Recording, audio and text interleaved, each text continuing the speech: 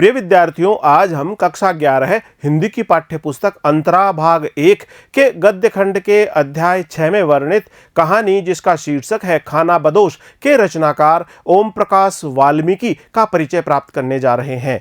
ओम प्रकाश वाल्मीकि का जन्म सन 1950 ईस्वी में हुआ। आपका जन्म उत्तर प्रदेश के जिला मुजफ्फरनगर में स्थित ग्राम बरला में हुआ।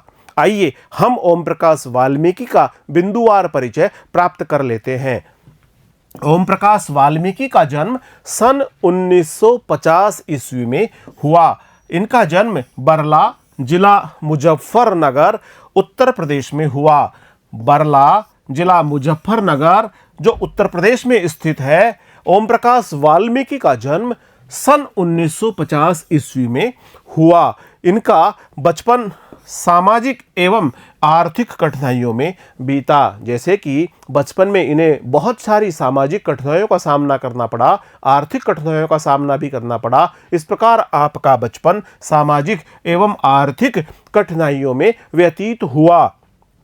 पढ़ाई के दौरान उन्हें अनेक आर्थिक, सामाजिक और मानसिक कष्ट भी झेलने पड़े। जैसा कि आप जिस समय अध्ययन कर रहे थे उस समय आपको सामाजिक कठिनाइयों को भी झेलना पड़ा, उसी के साथ आपको आर्थिक और मानसिक रूप से भी पीड़ा झेलनी पड़ी।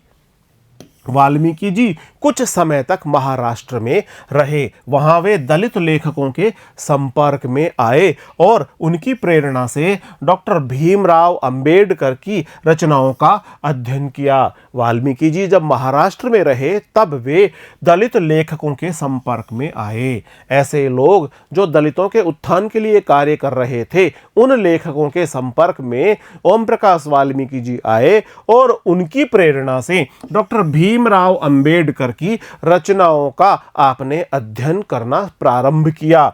इससे उनकी रचना दृष्टि में बुनियादी परिवर्तन हुआ।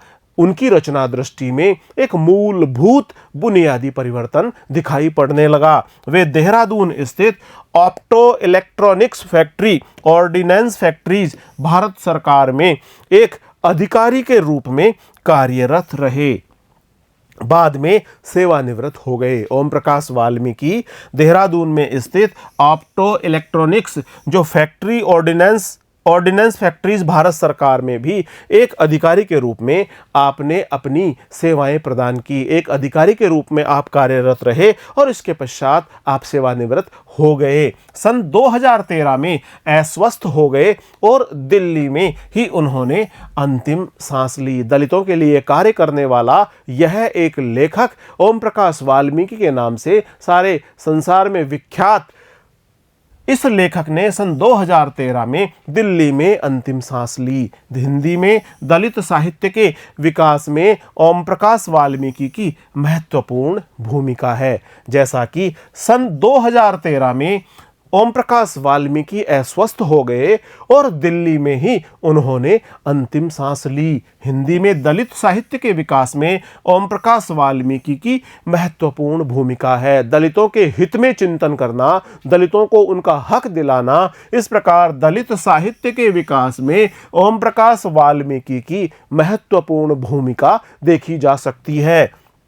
उन्होंने अपने लेखन में जातीय अपमान और उत्पीड़न का जीवंत वर्णन किया है। जिस प्रकार का जातीय अपमान उन्होंने झेला अथवा उनके समाज के जो लोग हैं जो जातीय अपमान से रूबरू होते थे, जो जातीय अपमान झेलते थे, उसका और उस जातीय अपमान से संबंधित उत्पीड़न का आपकी रचनाओं में जीवंत वर्णन किया गया है और भारतीय समाज के कई अनछुए पहलुओं को पाठक के समक्ष प्रस्तुत किया है। बहुत सारे ऐसे अनछुए पहलू हैं जिनकी जानकारी हमें नहीं है, सामान्य तौर पर पाठकों को नहीं है। ओम प्रकाश वाल्मीकि जैसे रचनाकार ही उन अनछुए पहलुओं को पाठकों के समक्ष प्रस्तुत करने का साहस जुटा पाते हैं। वे मानते हैं कि दलित ही दलित की पीड़ा को बेहतर ढंग से समझ सकता है और वही उस अनुभव की प्रामाणिक अभिव्यक्ति कर सकता है। उन्होंने सृजनात्मक साहित्य के साथ साथ आलोचनात्मक लेखन भी किया। उन्होंने सृजनात्मक साहित्य का भी और उसके साथ साथ आलोचनात्मक साहित्य का भी लेखन कार्य किया है। उनकी भाषा सहज, तथ्यपरक और आवेगमयी है। उसमें व्यंग का गहरा पुट भी दिखाई पड़ता है। वे अपने लेखनी के माध्यम से, व्यंग के माध्यम से समाज में व्याप्त विभिन्न प्रकार की बुराइयों को दूर करने का प्रयास करते हैं। उनकी भाषा सहज है, तथ्यपरक है और आवेगमयी है और उसमें व्यंग का एक करारापन भी हमें दिखाई पड़ता है। नाटकों के अभिनय और निर्देशन में भी उनकी रुचि है। अपनी आत्मकथा जूठन के कारण उन्हें हिंदी साहित्य में पहचान और प्रतिष्ठा मिली। पुरस्कार एवं सम्मान। उन्हें सन 1993 में डॉक्टर अंबेडकर राष्ट्रीय पुरस्कार और सन 1995 में परिवेश सम्मान से अलंकृत किया जा चुका है। 1993 में उन्हें डॉक्टर अंबेडकर राष्ट्रीय पुरस्कार प्राप्त हुआ और सन 1995 में परिवेश सम्मान से भी इनको अलंकृत किया जा चुका है। जूठन के अंग्रेजी संस्करण को न्यू इंडिया बुक पुरस्कार 2004 प्रदान किया गया। उनकी जो प्रमुख रचनाएं हैं वे इस प्रकार से हैं। कविता संग्रह सदियों का संताप, बस बहुत हो चुका। कविता संग्रह है सदियों का संताप और बस बहुत हो चुका। कहानी संग्रह है सलाम घुसपैठिए, सलाम घुसपैठिए, यह उनके द्वारा रचित कहानी संग्रह है। आत्मकथा दलित साहित्य का सौंदर्य शास्त्र तथा जूठन, यह उनके द्वारा रचित आत्मकथा है। खानाबदोश कहानी के बारे में हम कुछ चर्चा कर रहे हैं।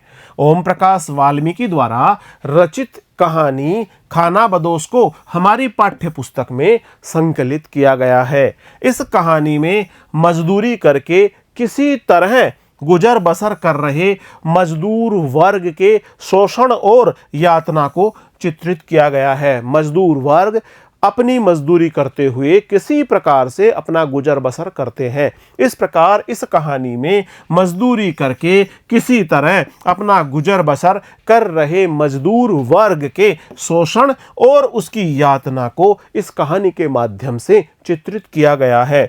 मजदूर वर्ग यदि ईमानदारी से मेहनत मजदूरी करके इज्जत के साथ जीवन जीना चाहता है तो सूबे सिंह जैसे समृद्ध और ताकतवर लोग उन्हें जीने नहीं देते। जिस प्रकार भट्टा मालिक का बेटा सूबे सिंह, इस प्रकार सूबे सिंह जैसे समृद्ध और ताकतवर लोग ऐसे लोगों को मेहनत से मजदूरी करते हुए ईमानदारी से इज्जत के साथ जीवन नहीं जीने देना चाहते हैं। ये लोग इनके साथ में, इनकी इज्जत के साथ में लगातार खिलवाड़ करने का प्रयास भी करते हैं। भले ही वे कितनी ही मेहनत करें, कितनी ही हाड़ तोड़ मेहनत करते हुए मजदूरी करें, लेकिन उसके बावजूद भी सूबे सिंह जैसे समृद्ध और ताकतवर लोग उन्हें जीने नहीं देते।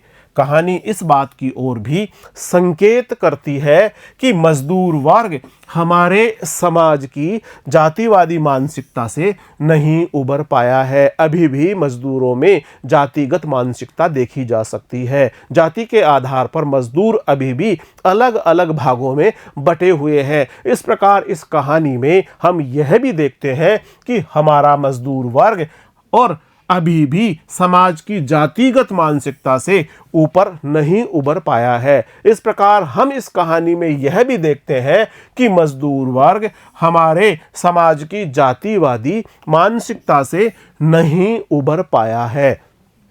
कहानी में वास्तविकता उत्पन्न करने के में इसके स्थानीय संवाद सहायक बने हैं। कहानी में वास्तविकता उत्पन्न करने में इसके स्थानीय संवाद सहायक बने हैं और बहुत ही बेहतरीन तरीके से ओम प्रकाश वाल्मीकि ने खानाबदोश कहानी के माध्यम से मजदूर वर्ग के शोषण और यातना का बहुत ही खूबसूरती से चित्रण किया है। प्रिय विद्यार्थियों, आज हमने अध्याय 6 में वर्णित कहानी जिसका शीर्षक है खानाबदोश के रचनाकार ओम प्रकाश वाल्मीकि का परिचय आज हमने प्राप्त किया है। ओम प्रकाश वाल्मीकि द्वारा रचित कहानी जिसका शीर्षक है खानाबदोश से संबंधित वीडियो लेकर शीघ्र ही हम आपके समक्ष उपस्थित होंगे। तब तक बहुत बहुत नमस्कार।